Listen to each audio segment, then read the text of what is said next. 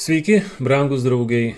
Su jumis Valdemaras ir podkastas 5 minutės. Pagaliau laisvi. Taip jis vedė besidžiaugiančią savo tautą, džiugę giesmę giedančius savo išrinktuosius. 105 psalmė, 43 eilutė. Apsiavę sandalais ir su lazdomis rankose, Izraelio žmonės stovėjo tyliai, su pagarbia baime laukdami karališko įsakymo, leidžiančio išeiti.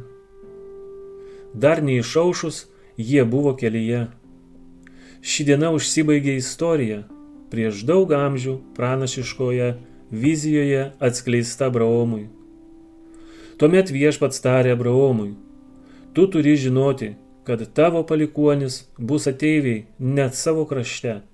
Ten jie bus pavergti ir kenties priespaudą 400 metų. Bet tautą, kuriai jie vergaus, aš teisiu. Po to jie išeis su dideliu lobiu. Pradžios skyrius, 15 skyrius, 13-14 eilutės. Išvesdamas Izraelį iš Egipto, Viešpats dar kartą parodė savo jėgą ir malonę. Jo nuostabus pasireiškimai juos išvedant iš vergijos ir rūpinimasis jais kelionės per dykumą metu buvo skirti ne vien dėl jų. Visa tai turėjo tapti vaizdinėmis pamokomis aplinkinėms tautoms.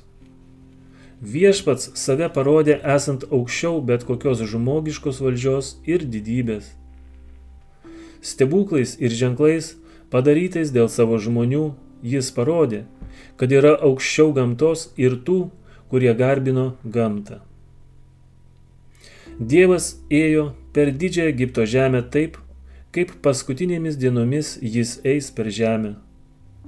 Naudodamas ugnį ir audrą, žemės drebėjimą ir mirtį, didysis aš esu išgelbėjo savo žmones. Jis išvedė juos iš vergijos žemės. Jis vedė juos per plačią ir baisią dykumą su jos ugningais žalčiais ir skorpionais. Įstatymo 8 skyrius 15 eilutė. Jis davė jiems vandens iš kietos uolos ir maitino juos dangaus duona.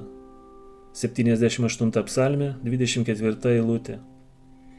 Bet Viešpaties dalis yra jo tauta, Jokūbas yra jo paveldas. Jis rado jį dykumoje, tyrose vaitojančios dykumos.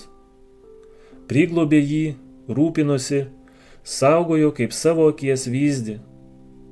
Kaip erelis drąsina savo jauniklius, plazdendamas virš lizdo, taip jis išskleidė savo sparnus ir, paėmęs jį, nešė pirmin ant savo sparnų.